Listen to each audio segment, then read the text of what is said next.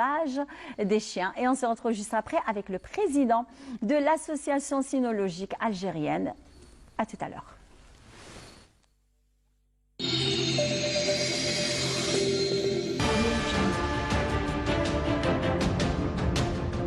Enfin une peinture algérienne aux normes internationales. Tous vos besoins en peinture intérieure, peinture métal, préparation de support ou peinture extérieure, choisissez Coral Peinture. Coral Peinture, c'est les maths à faire.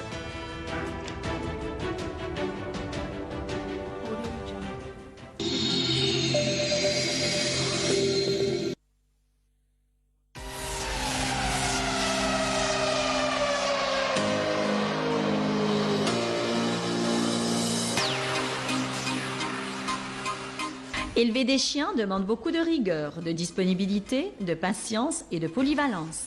Il faut porter une attention constante à la santé de ces chiens.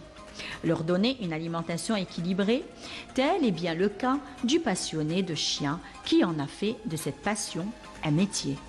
Je suis un éleveur passionné depuis mon enfance, éleveur de multiraces, reconnu par la Fédération canine internationale. Multiraces. Actuellement, j'ai 4 races disponibles dans mon élevage. La première race, c'est le berger allemand, beauté et travail. La deuxième race, Rottweiler. La troisième race, c'est le berger belge malinois. Et la quatrième race, le husky.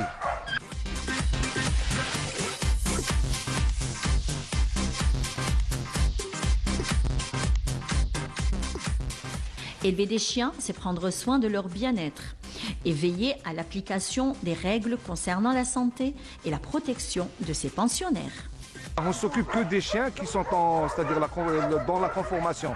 Elle est fine et bien faite et qu'il n'y ait pas des problèmes d'articulation ou quoi que ce soit, afin que quand on fait des concours, on aura de bons produits et même la progéniture sera bonne. Pratiquement c'est une sélection du chien, c'est une sélection. Voilà. Élevage et dressage, cela va de pair. L'apprentissage du chien s'appuie sur différentes techniques qui ont évolué avec le temps et qui tiennent compte des besoins du chien et des objectifs de l'apprentissage. Le dressage du chien est très important car il est souvent synonyme de sécurité.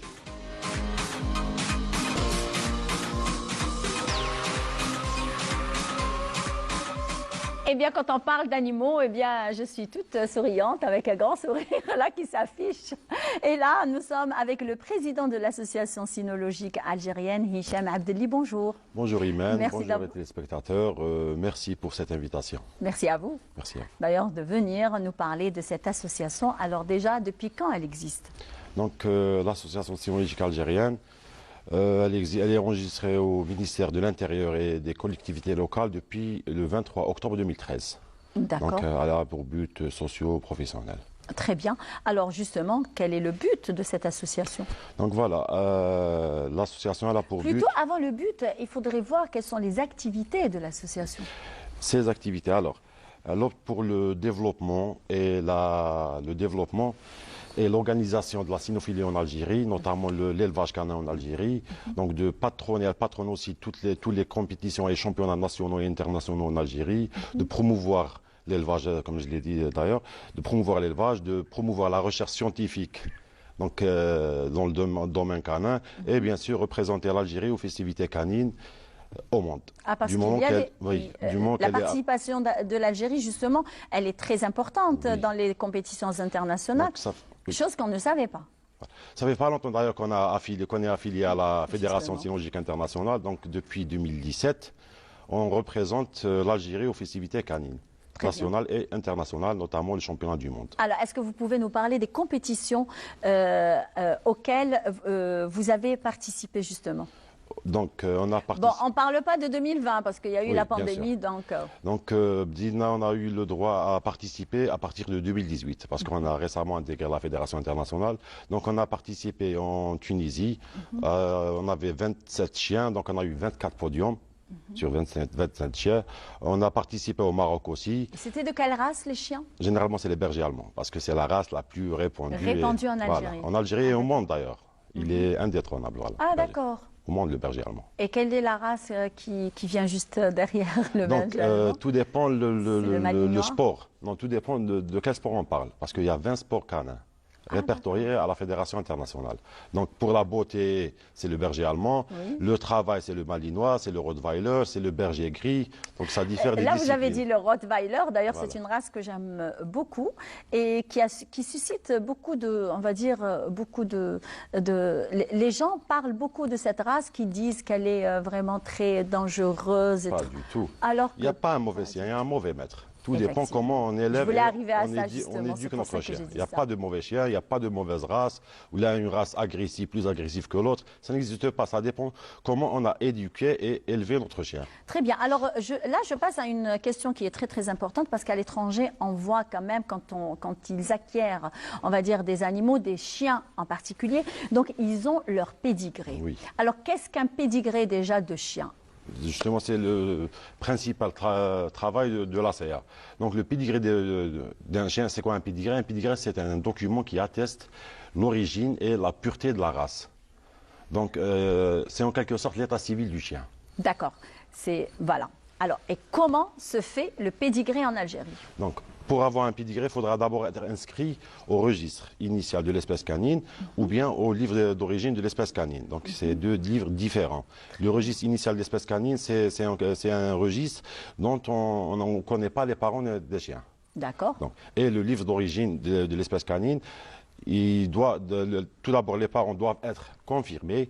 Donc, l'éleveur fait une déclaration de saillie, Oui. on enregistre les chiots. Bon, après, bien sûr, après identification par une puce électronique ou bien un tatouage. Donc, on fait l'identification, on lui délivre un certificat de naissance. Et une fois arrivé à l'âge de confirmation, ça diffère Quel de est chaque l'âge race à une autre. Il y a 365 races de chiens. Donc, généralement, c'est à partir de 12 mois. Ah, d'accord. Une bête, on fait passer le chien devant un juge D'accord. qui procédera à la confirmation de la race. Donc, ça... Pour dire que voilà, ce chien fait partie de cette race, il est conforme aux standards de la race. Très bien. Et comment faire quels sont les critères justement de la confirmation des races? Donc tout dépend de la race de chien. Il y a 365 standards de chiens. Oui, je sais. Donc chaque standard, il est prédéfini par Alors, la quand Fédération internationale. Puisque vous m'aviez d'ailleurs dit tout au début que le berger allemand, d'ailleurs, qui détient la première place. Oui. Donc, est-ce que vous pouvez me dire quels sont les critères d'un beau berger allemand? Donc, tout d'abord, il doit faire partie du standard. Donc, devant un juge, il doit mesurer le standard entre 60 à 65 au garrot de hauteur.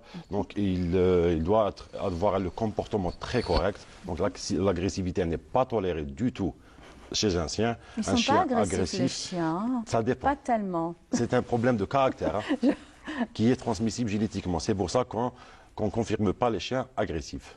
Ah, d'accord. Donc c'est très important ça. Il doit avoir toute sa dentition. Il doit être conforme aux standards définis par la fédération. Parce que chaque chien a un standard TAE numéroté. On doit appliquer le règlement à la fédération internationale. Très bien. Alors il y a beaucoup d'éleveurs en Algérie? Oui, ça commence à se répandre. Il y a à peu près vers les 150 éleveurs qui sont répertoriés, bien sûr, au sein de la fédération internationale. Plus, on essaie d'inciter les gens à... Parce que c'est nouveau en Algérie, donc ce n'est pas évident voilà. donc, de faire comprendre qu'on a besoin de confirmer nos chiens, de les inscrire, de les vacciner. Donc on essaie de faire en quelque sorte la sensibilisation. Voilà. Très bien. Donc, en dernier mot, je tiens à vous remercier. Oui.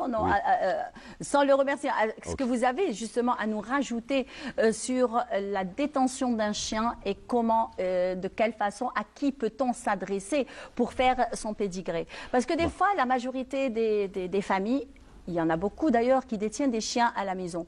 Mais ils n'ont pas de pédigré. Ils savent que ça, c'est un rottweiler, ça, c'est un berger allemand, ça, c'est un malinois, ça, c'est un caniche, ça, c'est un croisé.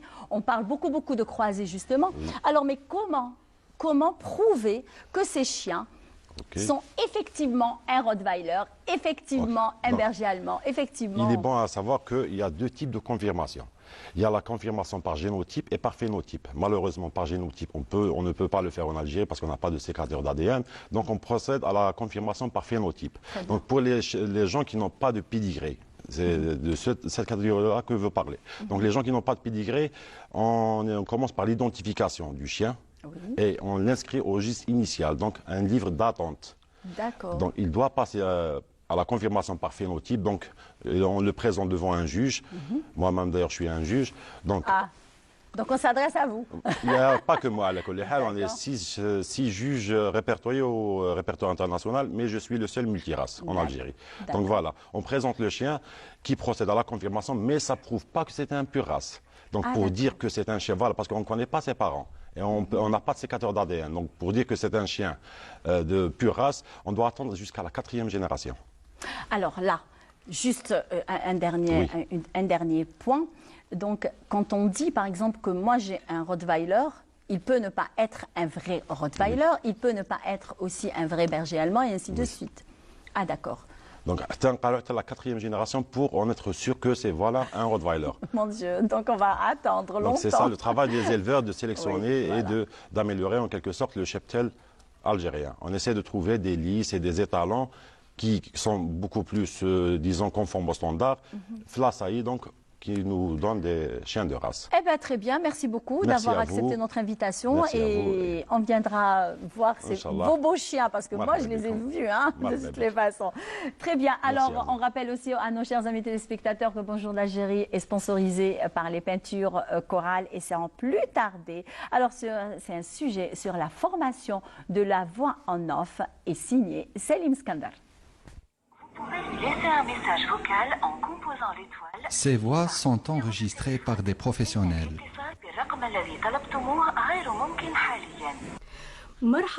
C'est un murmure qui vous accompagne durant toute la journée. Les voix enregistrées résonnent partout et dans tous les appareils. Mais d'où vient-elle? C'est au Studio 31 qu'une formation a été organisée avec le centre ECHO des voix off. Très bien. الهدف من خلال الورشات الصوتية هي الاستثمار الصوتي. كلمة استثمار هي كلمة اقتصادية. هناك شباب يستثمروا في صورتهم مثل عارضي الأزياء والممثلين، وهناك شباب أيضا يبحثوا على الاستثمار الصوتي، كيفاش نستثمر صوتي في مجال الإعلانات، في مجال خدمة الرد الآلي، في مجال